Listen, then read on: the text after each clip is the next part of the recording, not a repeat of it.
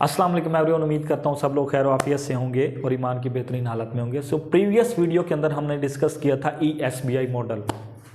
आज हम डिस्कस करने जा रहे हैं कि नेटवर्क मार्केटिंग क्या चीज़ है, बेसिकली वो किस तरह से काम करती है। तो यहाँ पे हम दो मार्केट के बारे में डिस्कस करेंगे। पहली चीज़ है एडवर्टाइजमेंट मार्केटिंग। आज एडवर्टाइजमेंट मार्केटिंग और नेटवर्क मार्केटिंग का हम डिफरेंस बताएंगे। एडवर्टाइजमेंट मार्केटिंग बेसिकली क्या होती है, वो कैसे स्टार्ट की जाती है। अब एक पर्सन ने कोई भी एक फैक्ट्री बनाई, उन्होंने एक प्रोडक्ट लॉन्च किया, उसके बाद वो क्या करते हैं, उसकी एडवर्टाइजमेंट करवाते हैं। एडवर्टाइजमेंट पे बहुत ज़्यादा खर्चा होता है, जैसा कि वो पैनाफ्लेक्स बनवाते हैं, वो जगह जगह पे लगवाते हैं। उसके बाद वो टीवी चैनल्स के ऊपर जो है वो एडवर्टाइज करवाते हैं, यूट्यूब के ऊपर, इंस्टा, फेसबुक, डिफरेंट जगह पे। अब वो ह्यूज अमाउंट खर्च करते हैं। जब वो सेलिब्रिटीज से टीवी के ऊपर एडवर्टाइज करवाते हैं तो डेफिनेटली उनको करोड़ों रुपए पे करते हैं। उसके बाद जो उनका प्रोडक्ट होता है वो डायरेक्ट कस्टमर के पास नहीं आता, वो एक डिस्ट्रीब्यूटर के पास जाता है। एक फैक्ट्री से एक डिस्ट्रीब्यूटर लेके आता है। अब डिस्ट्रीब्यूटर से कौन लेता है, एक होलसेलर लेता है। होलसेलर से फिर एक मर्चेंट वाले के पास आता है प्रोडक्ट, और मर्चेंट वाले से फिर एक कस्टमर के पास आता है। तो इन सब में आप लोग भी जानते हैं कि हर पर्सन ने रोजी कमानी है, हर पर्सन ने कुछ ना कुछ रखना है। अब जब एक फैक्ट्री से एक डिस्ट्रीब्यूटर के पास आया, उसने अपना कमीशन रखा। फिर एक डिस्ट्रीब्यूटर से एक होलसेलर के पास प्रोडक्ट आया, उसने अपना कमीशन रखा। फिर होलसेलर से एक मर्चेंट वाले के पास आया तो होलसेलर ने अपना कमीशन रखा। जब मर्चेंट से एक कस्टमर के पास आया तो उसने अपना कमीशन रखा। तो इस तरह अगर एक प्रोडक्ट 40 रुपए का एक इंडस्ट्री के अंदर बनता है तो वो कस्टमर तक आने पे तकरीबन 140 रुपए का हो जाता है। तो बीच वाले जो 100 रुपीज़ होते हैं वो सब इन लोगों में डिस्ट्रीब्यूट होते हैं। तो याद रहे, जो एडवर्टाइजमेंट पे अखराजात हुए हैं वो भी कस्टमर की ही जेब से जाने होते हैं। तो इस तरह जो ये कंपनीज होती हैं सारी, ये सारा कुछ बोझ किसके ऊपर आता है, कस्टमर के ऊपर आता है। अब हम अगर बात करें एक डायरेक्ट सेलिंग कंपनी की, एक नेटवर्क मार्केटिंग कंपनी की। नेटवर्क मार्केटिंग बेसिकली है क्या चीज़। नेटवर्क मार्केटिंग लोगों ने बहुत सारे अपने अपने माइंड बनाए हुए हैं कि ये पिरामिड स्कीम है, ये MLM है, ये ऐसे है, ये ऐसे है। तो अगर देखा जाए तो ये भी एक सिंपल सी मार्केट है। बस इसके अंदर होता क्या है, इसके अंदर बेसिकली ये होता है कि कोई भी अगर एक प्रोडक्ट होता है तो कंपनी क्या करती है, लोगों के जरिए ही एडवर्टाइज करवाती है। वही उसका बिजनेसमैन होता है, वही उसका डिस्ट्रीब्यूटर होता है, वही उसका होलसेलर होता है, वही उसका सेलमैन होता है। सब कुछ वही पर्सन होता है उसका, जो उसके साथ डायरेक्टली कनेक्टेड होता है।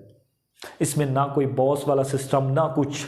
वो अपनी मर्जी से जितनी ज़्यादा सेलिंग करेगा उतना ज़्यादा प्रॉफिट जनरेट करेगा। अब यहाँ पे जो ताल्लुक होता है, यहाँ पे डायरेक्ट कंपनी का कस्टमर के साथ होता है। मतलब कंपनी डायरेक्ट कस्टमर के घर प्रोडक्ट पहुँचाती है। बस बीच में जो पर्सन होता है, जो वो दिलवारा होता है, जो एक बिजनेसमैन बना होता है, उसको सारा का सारा कमीशन उसको जाता है। ये जो इतने ज़्यादा लोग बीच में आ जाते हैं एक एडवर्टाइजमेंट कंपनी के अंदर, नेटवर्क मार्केटिंग के अंदर ऐसा कुछ नहीं होता। इसलिए नेटवर्क मार्केटिंग के अंदर लोग बहुत ज़्यादा मनी अर्न करते हैं, क्योंकि वो जो 100 रुपीज़ सब में डिस्ट्रीब्यूट हुए थे, यहाँ पे जो लोग सेल करवा रहे हैं, जो लोग कंपनी के साथ डायरेक्ट कनेक्टेड है, वो 100 उनके पास चले जाते हैं।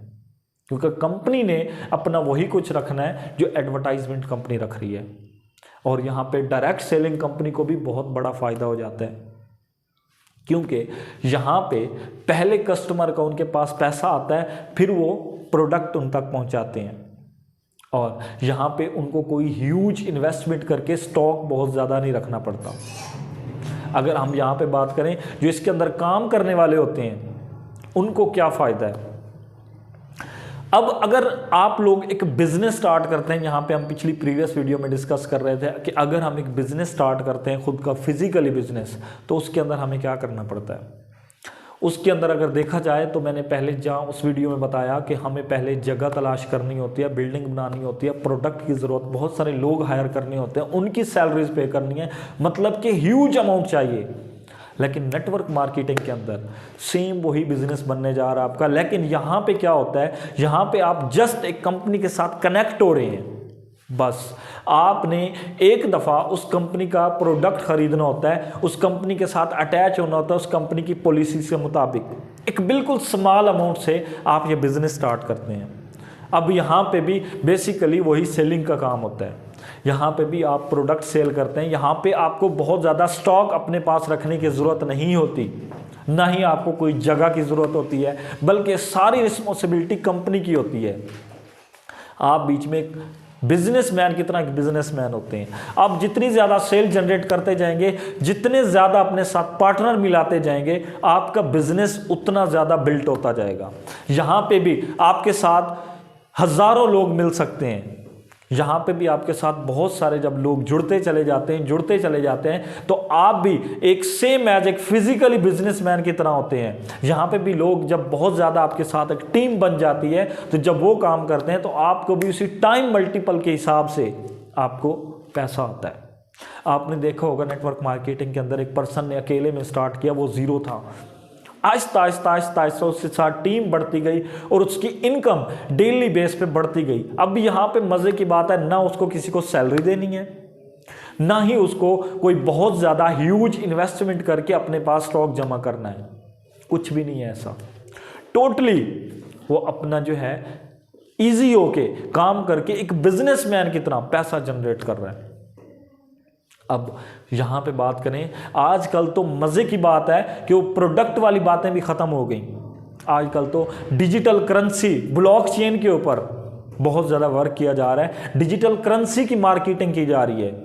ना प्रोडक्ट का मसला ना कुछ, और इसके अंदर प्रॉफिट रेशो भी कम से कम 55% to 60% है डिजिटल करेंसी के अंदर, इसकी जो नेटवर्क मार्केटिंग की जा रही है, क्रिप्टो करेंसी। नेटवर्क मार्केटिंग के अंदर आप बहुत ज़्यादा मनी अर्न कर सकते हैं, इसमें आप अपनी लाइफ सेट कर सकते हैं, आप एक बिजनेसमैन की तरह होते हैं। इसके अंदर सेम एक बिजनेसमैन जैसा मॉड्यूल ही है, इसमें कोई चेंजिंग नहीं है। बस ये लोगों की एक मिथ, एक सोच बन चुकी है कि हाँ network marketing is a pyramid scheme. अब यहाँ पे अगर मैं बात करूँ, ठीक है पिरामिड स्कीम है, ये एक पिरामिड की शक्ल की ही है। सेम अगर हम बात करें किसी भी चीज़ की, अगर हम एक अपने गवर्नमेंट की बात कर लें तो आपने देखा होगा कि ऊपर एक हेड होता है, एक वज़ीर आज़म होता है, उसके नीचे बहुत सारे MNAs होते हैं। अब MNAs के नीचे MPAs होते हैं, MPAs के नीचे चेयरमैन होते हैं, चेयरमैन के नीचे काउंसलर होते हैं, और हर इलाके में काउंसलर, और फिर आगे यूथ, और उसके बाद सारी आवाम की अगर हम बात करें तो उनका स्केच भी एक पिरामिड है। तो दुनिया में कोई भी काम है वो एक पिरामिड स्कीम ही है। तो ये अगर इस चीज़ का कोई आपको ऑब्जेक्शन करता है तो आप ये बता सकते हैं कि दुनिया में हर काम एक पिरामिड स्कीम के तहत होता है। इवन कि एक अगर फिजिकल हम बिजनेसमैन की बात करें तो वो भी एक पिरामिड, एक बॉस होता है ऊपर, उसके नीचे एक दो मैनेजर्स होंगे, मैनेजर्स के बाद सुपरवाइजर ज़्यादा होंगे, फिर उसके नीचे असिस्टेंट सुपरवाइजर ज़्यादा होंगे, फिर नीचे एम्प्लॉयज़ होंगे, तो वो भी एक सेम पिरामिड स्कीम बन जाएगी। तो दुनिया में कोई भी काम है वो पिरामिड स्कीम के तहत चलता है। सो उम्मीद है आज आपको नेटवर्क मार्केटिंग का कंसेप्ट समझ आया होगा कि नेटवर्क मार्केटिंग बेसिकली क्या चीज़ है। सो इंशाल्लाह नेक्स्ट वीडियो में हम डिस्कस करेंगे कि नेटवर्क मार्केटिंग के अंदर हमें किन चीज़ों को इम्प्रूव करने की ज़रूरत है। तो फिलहाल के लिए best of luck, take care, अल्लाह हाफिज़।